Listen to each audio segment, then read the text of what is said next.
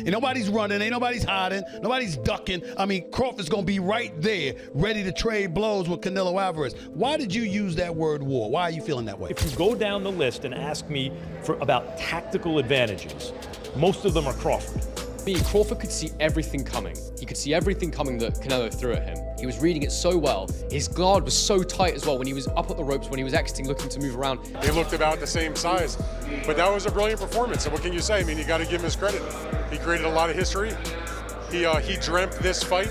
He willed it to happen.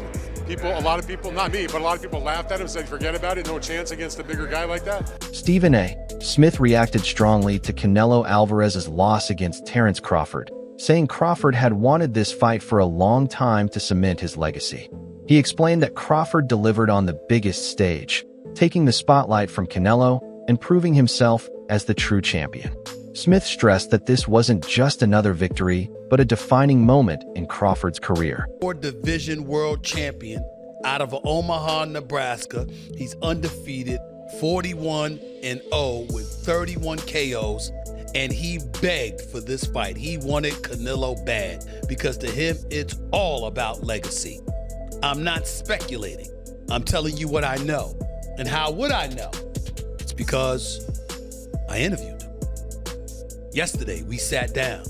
Here is my conversation with the one and only Terence Crawford challenging Saul Canelo Alvarez, moving up 2 weight divisions to do it. Max Kellerman agreed that Terence Crawford's win was both historic and career-defining, offering a sharp breakdown of Canelo Alvarez's loss.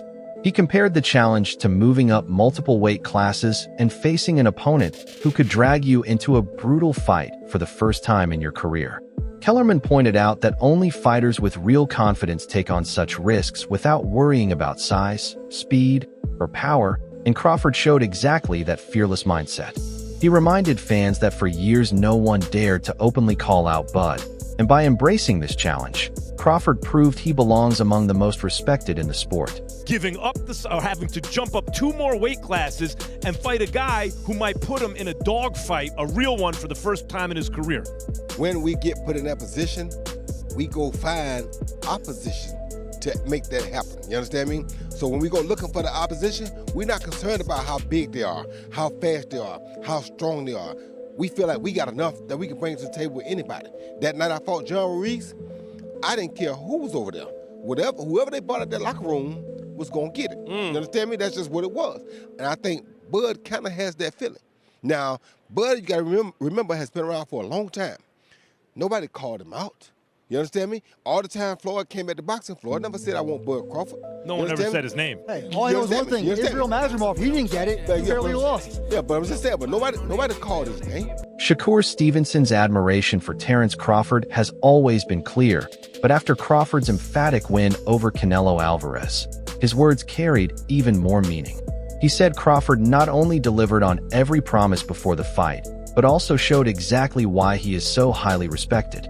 Stevenson admitted he has studied Crawford's style, mindset, and discipline since the start of his own career, and watching his idol achieve such a historic milestone confirmed that true greatness comes from years of preparation and consistency. For Shakur, Crawford is more than just a champion. He's a mentor figure who sets the standard of excellence that young fighters aim to follow. Cook Canelo. He said he was going to outbox him. He did exactly what I called years ago, and tonight he proved that he's the greatest boxer that ever lived. Well, in the interview that didn't work, you said you felt like going on a run watching that tonight. How much inspiration can you take from someone like Terence? I take everything from I've been around him since I was a kid, and just watching that greatness. Stephen A. Smith reflected on Terence Crawford's determination going into the Canelo fight, noting that while many fighters would have asked a star like Canelo to meet at a lower weight, Crawford insisted on moving up to 168 pounds. For him, it wasn't about comfort, it was about legacy. Smith reminded fans that Canelo is still one of the sport's top fighters with titles across multiple divisions, and Crawford's decision to go after him at his own weight showed the fearless drive to achieve greatness on the toughest stage possible. 41-0, Molly, with 31 knockouts. He's taken on all comers. I asked him, you're moving up in weight. Why would you not try to get Canelo to come down from 168 to 160 to meet you halfway, since his last fight was at Crawford's last fight was at 154? Crawford said, I want what he has. I want to go take it. I don't want to make, I don't want to make concessions and alterations. I'm coming to take what he has. And you look at him, and no one believes that he can't pull it off. He can box, he can punch, he's smart, he's elite, and he wants Canelo. He begged Canelo. Ade Oladipo highlighted the huge shift in public perception around Terence Crawford. Before the fight, critics labeled him too small, too old, and incapable of handling a powerhouse like Canelo Alvarez at a higher weight. Yet after the victory, many of those same voices quickly praised him, despite the doubts they had spread earlier. Ade stressed that Crawford earned every bit of recognition because he did it the hard way. Moving up from smaller divisions to face a dominant champion like Canelo was no shortcut. It was a massive risk. By beating Canelo convincingly, Crawford proved he's defined not by size or age, but by skill and relentless determination. Crawford did it again a few hours ago against Canelo. And what makes it even special or more special for Crawford is that he did it jumping up, as we know, a couple of weight classes. He did it against one of an all-time or another fellow all-time great, and he did it against someone who was undisputed and still a pound-for-pound top 10 guy. That's what Crawford did, people.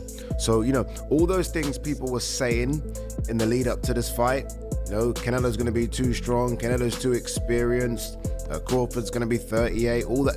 You have to remember all of that when you give Crawford his flowers. Don't like, oh, well, Canelo looks old. No. I don't want to hear any of that. I've started to see a few people on Twitter start to kind of sort of find excuses already. No. Remember everything you said, because Crawford deserves all of that. All of that. Crawford was incredible. Honestly, in the pocket, he was at times showing Canelo, no, I'm stronger than you. I'm going to bully you. Oh, you think you're going to get me in the clinch because you're Mr. 168? No, look at the size of me. I'm jacked as well. I'm swole. And he was moving Canelo around. So by doing that, he got his respect. He didn't switch to orthodox once, stayed in the southpaw stance because he realized early, oh, Canelo don't like this. Canelo does not like this southpaw stance. Canelo's tripping over himself. I'm going to stay here. I'm not going to switch it. No, I like this work. I'm going to stay here. On the ropes, it's like, okay, come in, because when you come in, I've got that as well, and I can hurt you as well. Spinning off the ropes. His jab was fantastic. They put up the jab numbers. He was out jabbing Canelo like, it was almost like 10-1, maybe even 20-1. It was fantastic, and when he needed to land those power shots, he was landing those power shots. It was an incredible performance. The Wade Concept analyst pushed back against claims that Canelo's loss was simply the result of decline, pointing out that Crawford is actually older, so age can't be used as an excuse. He also noted that Canelo came in with clear advantages in weight, power, and experience at the division, yet still couldn't overcome Crawford. His argument was that this fight wasn't about Canelo slipping, it was about Crawford rising to another level. By removing all the excuses, he emphasized that Crawford's victory was genuine, decisive, and historic. More tight, more fundamentally sound. While Canelo, even when he was able to get to range, which wasn't a lot, it wasn't often, he was having a hard time landing clean because everything was super wide and out here and to the body out there. And Crawford would either circle out to that same side, to Canelo's lead hand side, he would circle away, because Canelo would step straight to Crawford and chase him and not necessarily cut him off.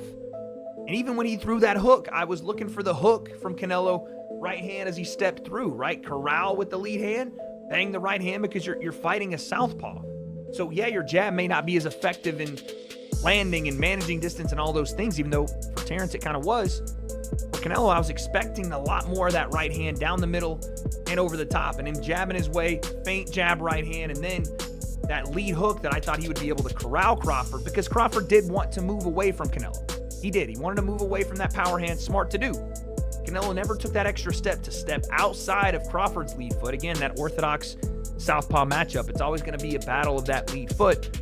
He never took that next step to get outside of that lead foot and then step through Crawford, step to his left where Crawford was going and land his right hand. He just felt like he was falling off to his right with his right hand, and once he fell off to his right after he threw the right hand, there was no follow-ups because he was off balance, and Crawford was out the gate and circling back to reset the action. This was a masterful display from Terence Crawford. And again, I looked at this fight, and I don't want to do the thing where I said, oh, Canelo's washed, he's over the top, he's old. Terence Crawford's older than Canelo. Is he as weathered as far as fights are concerned? No.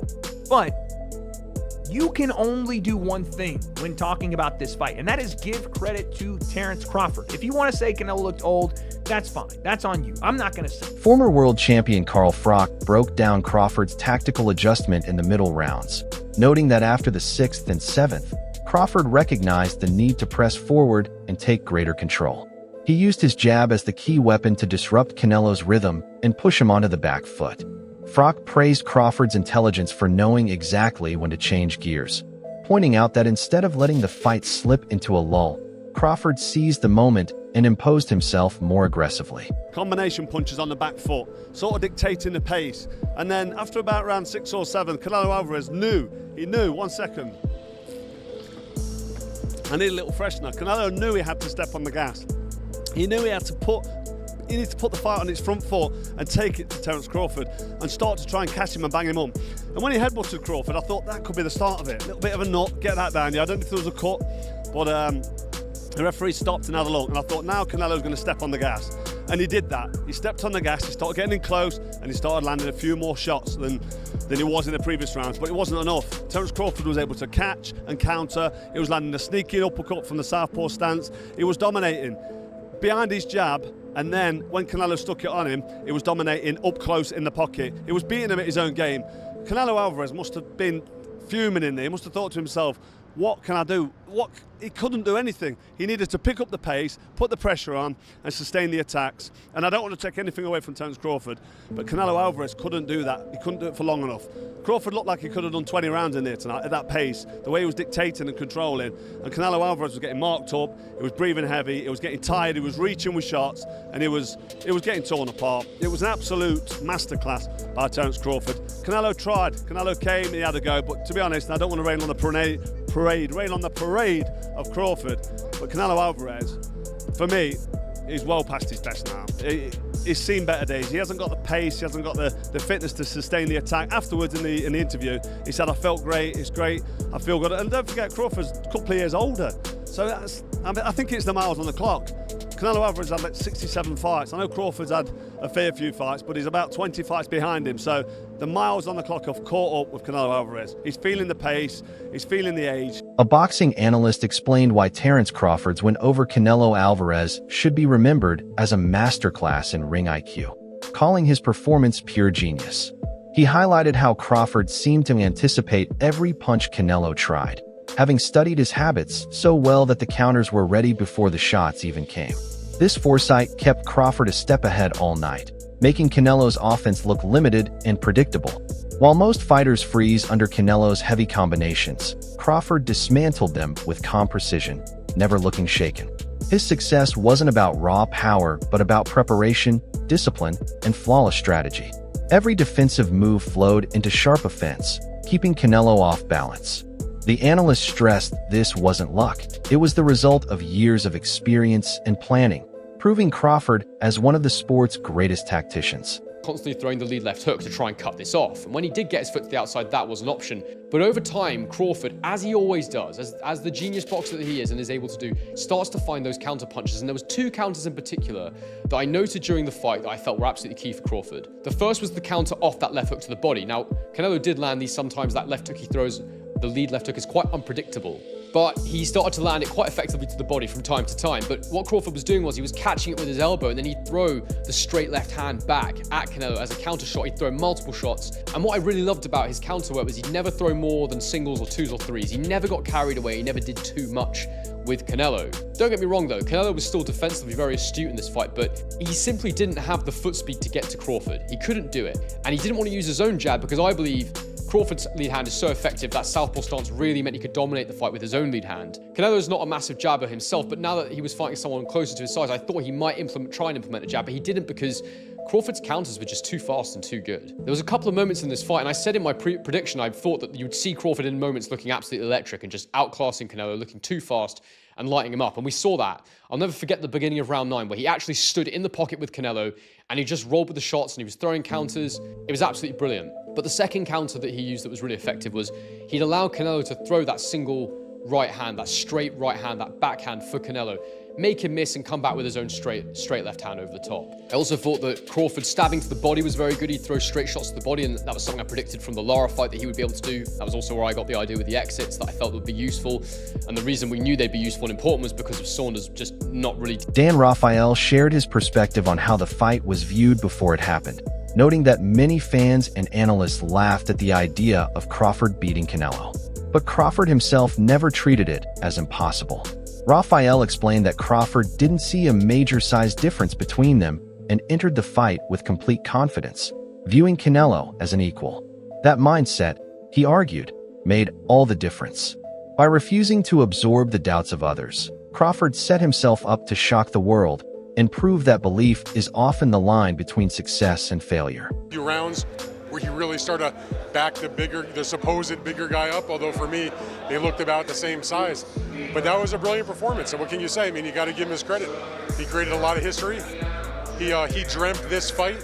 He willed it to happen. A lot of people, not me, but a lot of people laughed at him, said forget about it, no chance against a bigger guy like that. But he showed his greatness. You spoke about looking to back up Canelo in the fight, as you mentioned there, before it took place. How much of a surprise was it, though, just to see how comfortable he felt doing so? I think it took him a little while to figure out that, you know what, he doesn't hit as hard as some people were saying, and that I can get in and out, and I'm going to be able to stalk him and walk him down a little bit. And he had Canelo extremely frustrated. And so I guess I was a little surprised he was able to do it, especially in those last couple of rounds. But he definitely was the guy that was going forward and back in. I mean, I've been watching Canelo for his entire career as a known fighter. This is my 24th Canelo Alvarez fight in person. I can't say that against anybody, including big punchers like Triple G and Kovalev and people like that saw him get forced back. That's not normal for a fight with Canelo Alvarez.